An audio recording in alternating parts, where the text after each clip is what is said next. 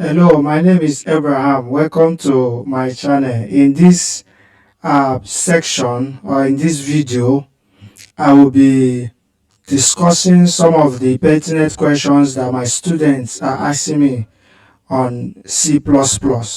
So let's dive into it.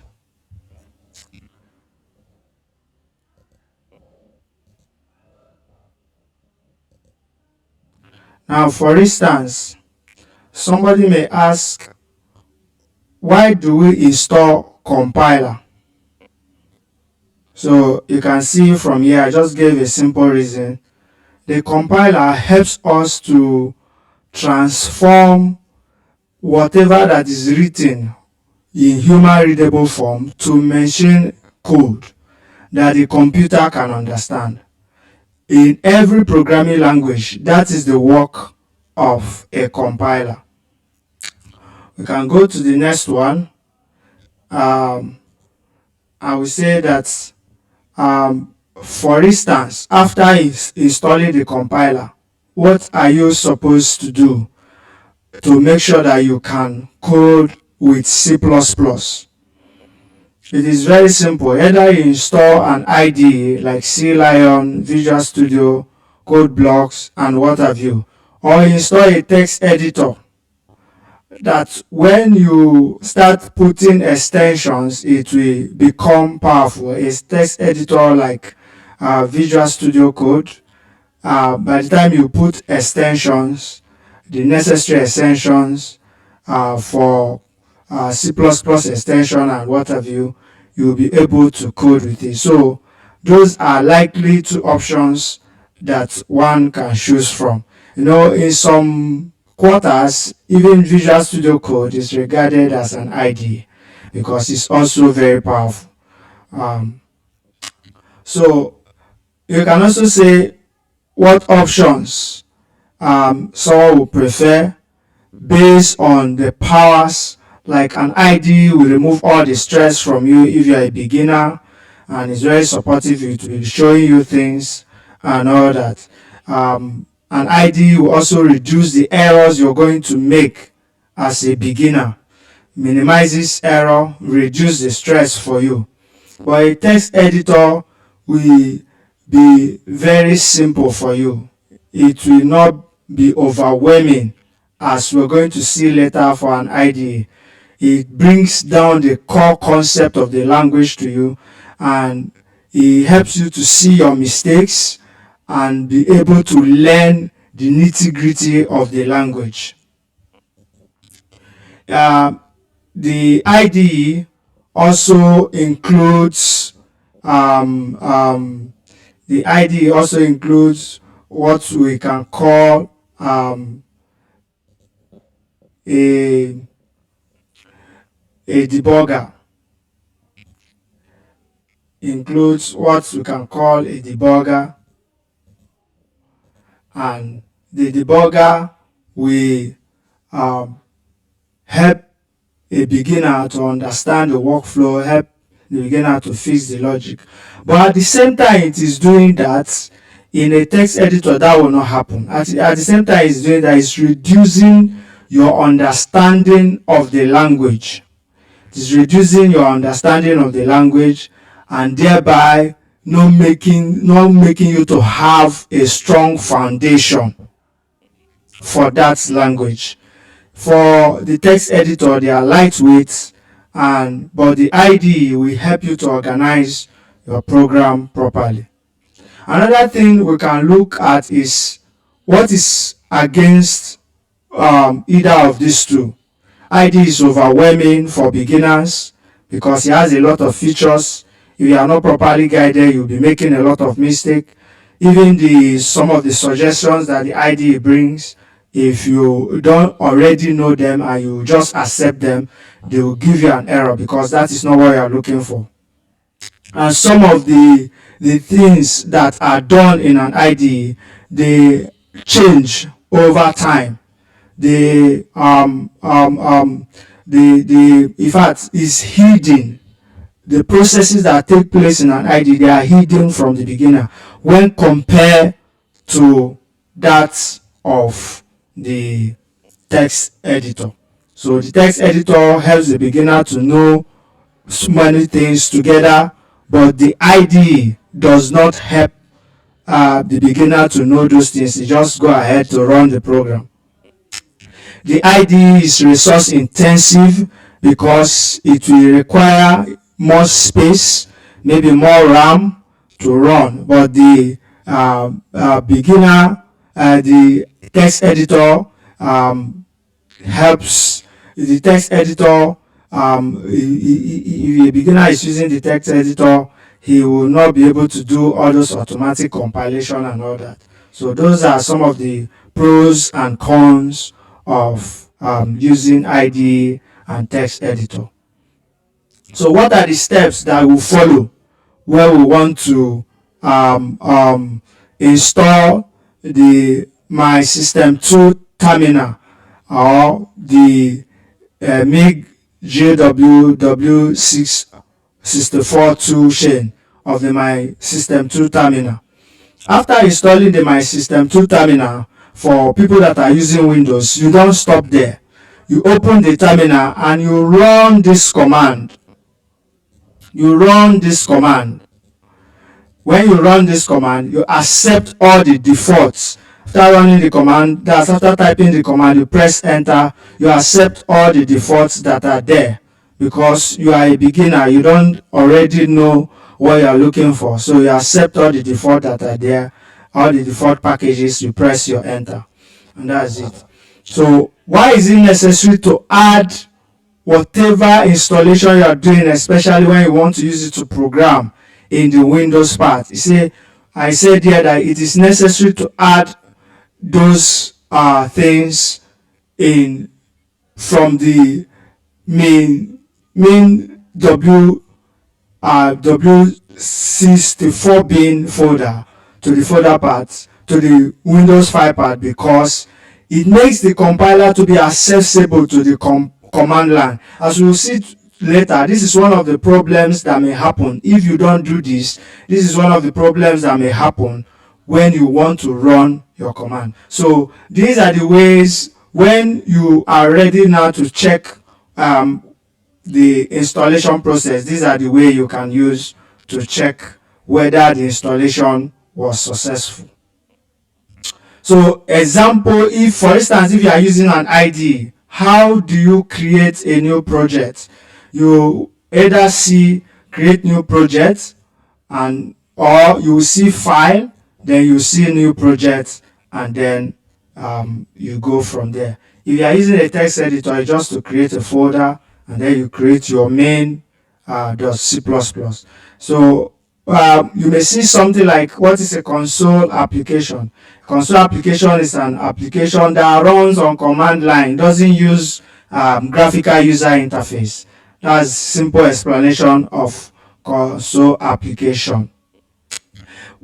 You will see this most of the time using namespace in C++ code, using namespace std. This is simply saying that you should use, the compiler should use the standard namespace, so that when we go down and we start coding, we can be doing things like cout without adding std at the back. We can do things like nl without adding std at the back. So it's a way of importing the standard namespace and say, oh, anything inside this std namespace, I'm going to use it later, so I don't want to be repeating myself typing std, the standard library for that namespace, all the time. So these are the steps you can use to run if you are running from terminal without clicking any button. So the first thing is to type G++. You make sure that you have navigated into where you stop. We are assuming here that the name of the folder, name of the file is main.c++. And then you make sure that your compiler is active. And then you now type G++ plus the name of the file. In this our case, the name of the file is main.c++. Then -o, that space -o. Then you now have main.exe. .exe. That's the name of the file. This time around, not .c++, but .exe. Then you type, you press enter. It will create the executable file. And then you go down and you type main.exe. Then what's if you're running your program and you discover that it is showing compiler not found, you can either add the compiler, you can either check whether the compiler, you check whether the compiler is added to the system path, or you ensure that the GCC, if you are using Linux or Mac, and or GW is properly installed, which is the compiler is properly installed and is configured in the text editor or in the IDE. What is the basic structure of a C++ page, a C++ program? Include IO stream, then int main, then you can see here now we didn't use the standard namespace. You can come using standard namespace, using namespace std, and then we'll just type only C out without an NL, without adding the std. So what is the purpose of, a student also asked me this, what is the purpose of include the include declarative? And I also added give an example. The include declarative is used to include header files. They are what we call header files, and it can be used to include, header files are mostly like functions also, so pre-written functions. So you can use it to include pre-written code, use it to include libraries like the IO stream library for input output, the vector library for the vector. So what's the difference between C out and C in? That's simple. C out means character output, C in means character input. Both of them belong to the IO stream path. We use this one to display output from the user. We use this one to read, to collect, get output from the user. So the next thing that we'll learn in this course is also fundamental data types in C++. We have the int, where we talk about whole numbers, the float, single precision number, numbers with decimal. We have the char, we have single character like the A and 1. Then we have the bool, which comes in true and false. We also have string. That comes from the standard string library. So because it is added to the standard string library, we may not consider it as a fundamental data types. So what is a variable? It's a temporary storage place. Space is a stored storage location in memory. You can declare a variable by just typing the data type, or C++ is strongly typed. So you must say the data type and the name of the variable. How do you initialize a variable? It's almost similar to declaring. So you put the data type, the name of the variable, and a value. Assigning a value to a variable is basically initializing that variable. So the next thing we can ask ourselves is, what is a constant? How do you declare a constant in C++? A constant is a value that cannot change after initialization. So after assigning a value to a constant, you cannot change it. You declare a constant by using the constant keyword. So what are the common arithmetic operators? You have the plus, the subtraction, the multiplication, the division, and the modulus, which you also call remainder. Then what are the comparison operators in C++? Comparison operators: equal to, that's the double equal to, then not equal to, then greater than, less than, greater than or equal to, less than or equal to. What are the logical operators? We have and, which is the logical and. We have the pipe that is two pipe up, the OR, and the NOT, which is the logical NOT. We also have the if statement. If we talk about branching, it's used for branching. You execute a block of code if a condition is true. So we have an example here. If x is greater than 5, standard C out, s is greater than 5. Now we also have, what if we want to do more? If the condition is not true, that is where if else comes in. The condition is not true, we need to give room whether it is true or false. So the first part is if the condition is true, if we only execute if the condition is true, why else we say, oh, the condition is not true. So this is what I found out. So we also, it can be in multiple form: if, else, if, else. So you can give as many conditions as possible that will be executed sequentially. So the first one will be checked. If it does not meet that condition, the second one will be checked. If it does not meet that condition, that's the else if, then before else will be executed. Then we'll talk about loops. One of the popular loops is the for loop. For loops is used to perform a task many times, but for a specific number of times. So you need to specify the number of times you need the thing to run, or you need to know it before you can use a for loop. You want it to run for a specific number of time with non-stop. Until you decide to stop it, then you use a for loop. This is a basic for loop that you can implement in C++. The next is, one of the loops we can talk about is the while loop. While loop, you use to perform a task multiple times as long as the condition is true.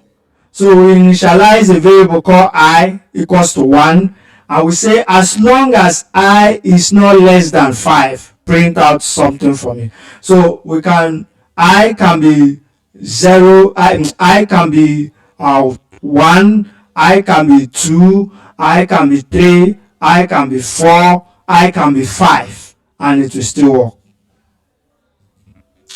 So do while loop is the same thing as, is related to while loop, only that the task will be done once, and then after that it will be checked whether a condition is true. If the condition is not true, the program will stop, but if the condition is true, it will continue executing, but it will do it for the first time before checking whether the condition is true.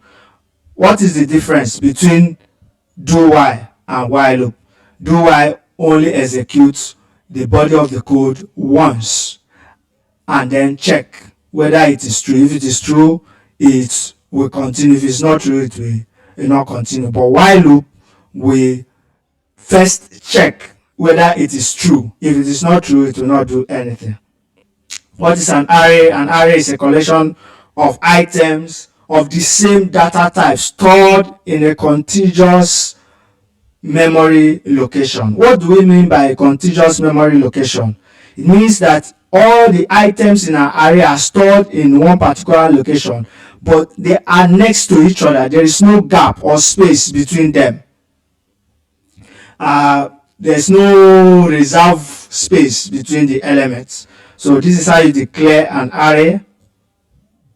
I'm declaring an array of numbers, and I'm saying that they are going to be 5. I'm initializing an array of prime numbers, and I'm saying they are going to be and now added the value. Remember, I said initializing is adding a value to that variable. How do you access an array? Remember, arrays starts we count the indexing of array from 0. So you have 0, this is position 0, position index 0, index 1, index 2, index 3, index 4. But there are 5 items. If you are counting items, you count 1, this item 1, item 2, item 3, item 4, item 5. But this is index 0, index 1, index 2, index 3, index 4. So when you want to access an array item, you use the index. So if I put index 2 here, what I will get is 5. So a string is a sequence of character. How do you add a string? What do you need to use string in C++? You just do include string, just the way you do include vector, include IOStream. So what are some of the basic operations we can do with a string? Unfortunately, I didn't put much, just one. Concatenation. You can go and learn string operations in C++ more, or in other subsequent videos I'll talk about them. Concatenation, it uses the plus sign, and you can see the first string hello, second string word. If you concatenate them, plus this gives a space, another plus this, the result will be hello world. What is a function in C++? A function in C++ is the same thing as a function in other programming language. Why are they useful? A function is a block of code that performs a specific task. So if I have a block of code that performs a specific task, all I need to do is every time I just bring it and use it instead of writing the code again. So functions are useful for organizing code and to avoiding repetitions. So how do you define a function in C++? You define a function by writing the data type of the function, and then you put the name of the function, in this case add, you put the parameters, and then you put the return, what you want the function to return. So in this case, parameters are placeholders, and they can take the value that is within their specific data type. In this case, the data type are int, and so the parameters here are int a and int b, and the return type of this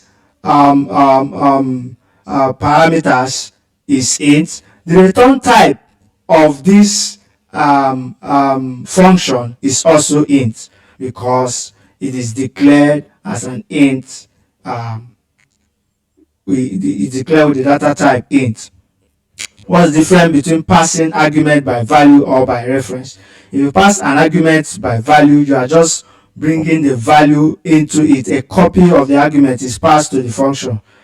This changes inside the change. If the value changes inside the function, it does not affect the original.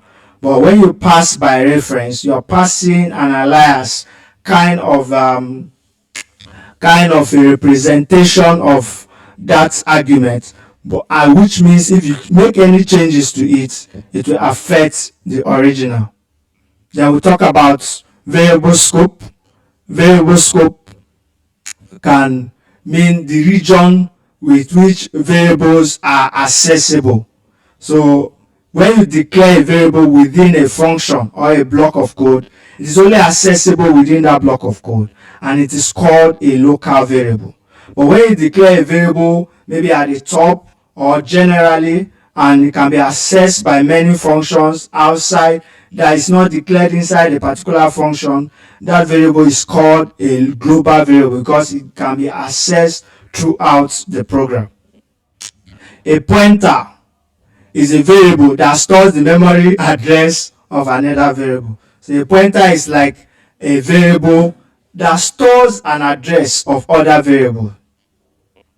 So for instance, we declare a pointer here with the asterisk sign and then the name you want to give to it, and it is storing the address of an integer. The value that is storing there, it is an integer. So what are the ampersand and the asterisk operators? The ampersand operator is address of operator.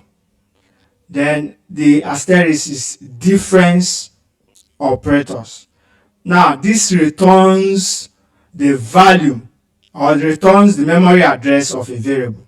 In this case, if we do int x is equals to 10, int pointer is equals to ampersand s, we are simply saying return the address of variable x.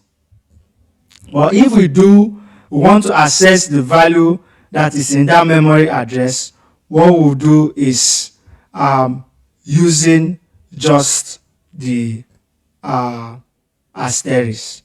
So all these are related to pointer. Thank you very much.